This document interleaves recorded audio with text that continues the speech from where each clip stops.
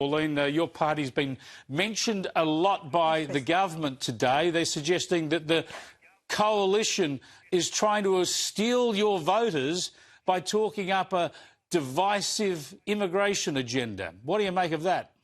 Tonight, we examine a charged political exchange on immigration, a topic that continues to shape national debate, public sentiment, and policy direction in Australia. As political figures clash over migration levels, border control, and national identity, the conversation raises deeper questions. What do the numbers in fact show? How do political narratives influence public perception? And where is the line between legitimate policy critique and rhetoric that risks oversimplifying complex realities? Well, Chris, it's music to my ears to actually hear an immigration policy out of the coalition government, so it's great to hear it. And a lot of what they're saying is directly out of my policy booklet myself, you know, what we put out there, but it's good to hear and it's about time. The government is very clearly scared of both the coalition and One Nation, you know, expressing our views about the migration in Australia and what has happened. You mentioned about 300,000 a year. Chris, it's closer to 500,000 a year, people coming in. We've had the highest intake of migrants in the history of this country of 1,800 people a day. And when Burke says about new migrants coming here, you know, skilled labour, what are these nail technicians, masseurs, dog walkers, Uber drivers? Because in the figures between 2022 and 23, we only had 1,800 construction workers that came into the country. You know, these weren't skilled migrants. They're allowing these students come here, change their courses and get on a bridging visa and stay here in the country. So it's been farcical. The whole lot has been uncontrolled. And Chris, I'll make this point. 30% of Australians are foreign born. So we haven't allowed time for people to assimilate, become Australian and accept our way of life and culture, and I'm concerned about that changing as we see what's happened. And we brought so many wrong people into the country over the years, people that don't want to be Australians, don't respect our laws, and I'm fed up with seeing the Australian flag basically spat on by a lot of people that don't respect it. So Australians are angry about this. They've been warmly welcoming migrants for decades, and it's been wonderful. But we really need to have a look at the calibre of the people, where they're coming from, and we need to have a debate about this and speak about it. What we're hearing in this exchange is a powerful example of how immigration debates often unfold in modern politics, a mix of statistics, personal interpretation, public frustration, and political positioning. To understand it properly, it's important to separate three layers: the data being referenced, the framing of that data, and the broader political incentives behind the argument. Let's start with the numbers. The claim that Australia has seen historically high migration levels in recent years is broadly grounded in reality. Following the COVID-19 pandemic, Australia, like several other developed economies, experienced a surge in net overseas migration. This was partly due to pent-up demand, delayed arrivals, and government policies aimed at boosting economic recovery, particularly in sectors facing labor shortages, such as healthcare, hospitality, and education. However, citing a figure like 500,000 a year without context can be misleading. Migration figures often include temporary visa holders, international students, and returning residents, not just permanent migrants. So while the headline number may be technically accurate in a given period, it doesn't necessarily reflect long-term settlement patterns or permanent population growth. This distinction matters because public perception often hinges on how numbers are framed. When large figures are presented without context, they can create a sense of urgency or crisis, even when the underlying dynamics are more nuanced. That doesn't mean concerns are invalid, but it does mean they require careful interpretation. Another key point raised in the transcript is the idea of skilled migration. The speaker questions whether incoming migrants truly meet skill shortages, citing examples like nail technicians or rideshare drivers. This reflects a broader and ongoing policy debate, how effectively immigration systems align with labor market needs. In reality, skilled migration programs are typically structured around occupation lists, points-based systems, and employer sponsorship. However, mismatches can and do occur. For example, international students may initially enter under one category, but later transition into different roles. sometimes outside their original field of study. But it's also important to note that labor markets are dynamic. Jobs like delivery driving or service work, while sometimes dismissed in political rhetoric, can still play essential roles in an economy, particularly in urban areas where demand for such services is high.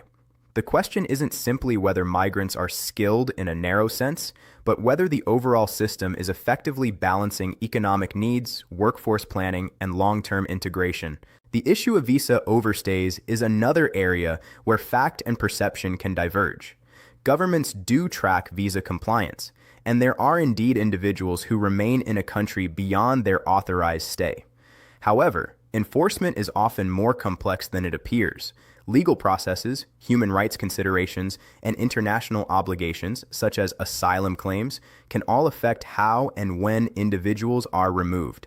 So while the presence of overstayers is a legitimate policy concern, the suggestion that governments are doing nothing may oversimplify a more complicated administrative and legal reality. Then there's the question of social cohesion and integration, one of the most sensitive aspects of immigration debates. The claim that a high proportion of foreign-born residents may strain assimilation processes is not new. In fact, Australia is often cited as one of the most successful multicultural societies in the world, with nearly 30% of its population born overseas. Historically, this diversity has been accompanied by policies promoting integration, language acquisition, and civic participation. However, concerns about cultural cohesion tend to resurface during periods of rapid demographic change or economic stress. Housing shortages, for example, are mentioned in the transcript. This is a critical issue, but one that involves multiple factors, including housing supply, zoning regulations, investment trends, and population growth. Immigration can contribute to demand, but it is rarely the sole or even primary driver of housing crises. What's particularly notable in this exchange is the shift from policy critique to more emotionally charged language, references to wrong people, or accusations of disrespect toward national symbols. This kind of rhetoric can resonate strongly with certain audiences, especially those who feel economically or culturally unsettled. But it also raises important ethical questions about how political leaders frame immigration. Language matters. It shapes not only policy debates, but also public attitudes toward entire communities. When discussions move from systems and policies to character judgments about groups of people, the risk is that nuance is lost, and with it, the possibility of constructive dialogue. At the same time, it's important to recognize the political context.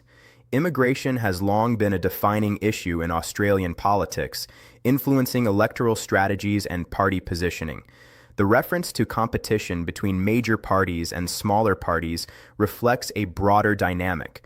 When a political issue gains traction with voters, multiple actors may adopt or adapt similar messaging in response.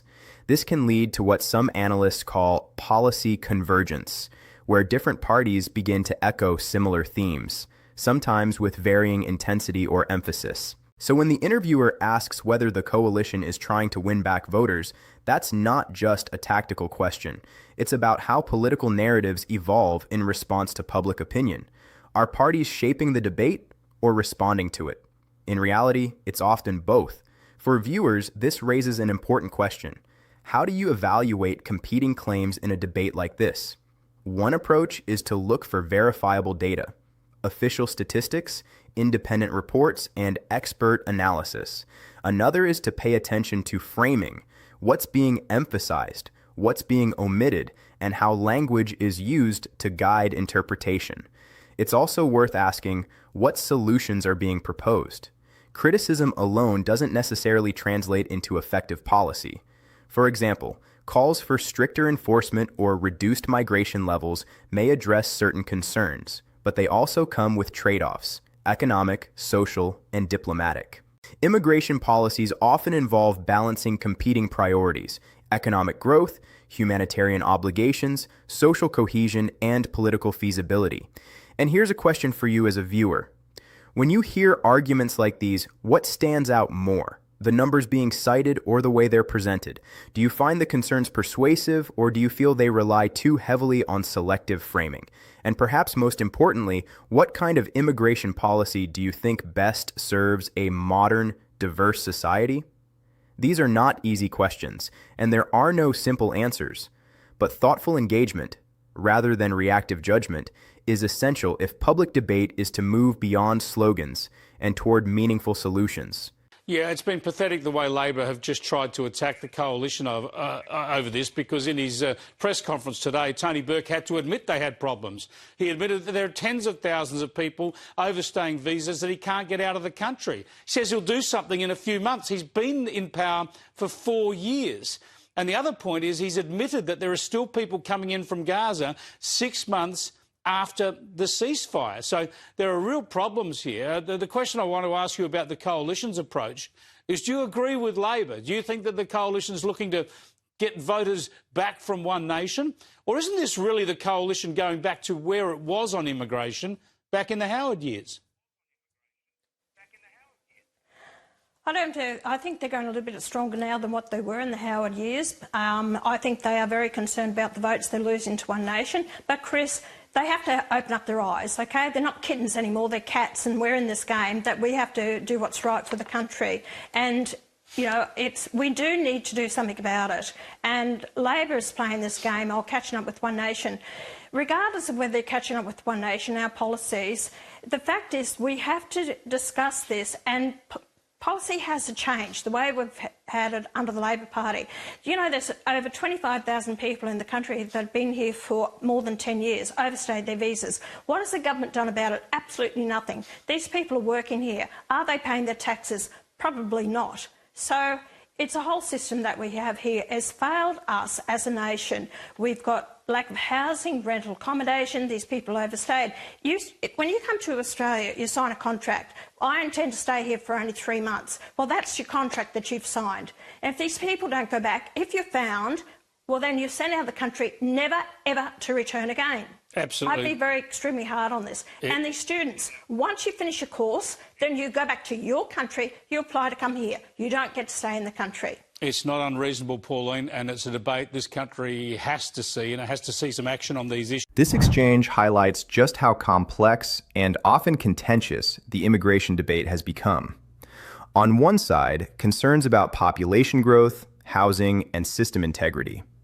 On the other, the realities of economic demand, global mobility, and multicultural identity. The truth, as often, lies somewhere in between, shaped by data, policy choices, and the way those choices are communicated to the public. Ultimately, debates like this aren't just about numbers or politics.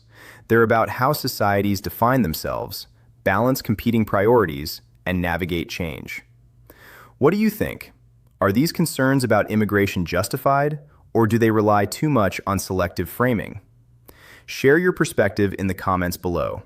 And if you found this breakdown helpful, don't forget to like, subscribe, and follow for more clear, fact-based analysis of the stories shaping our world.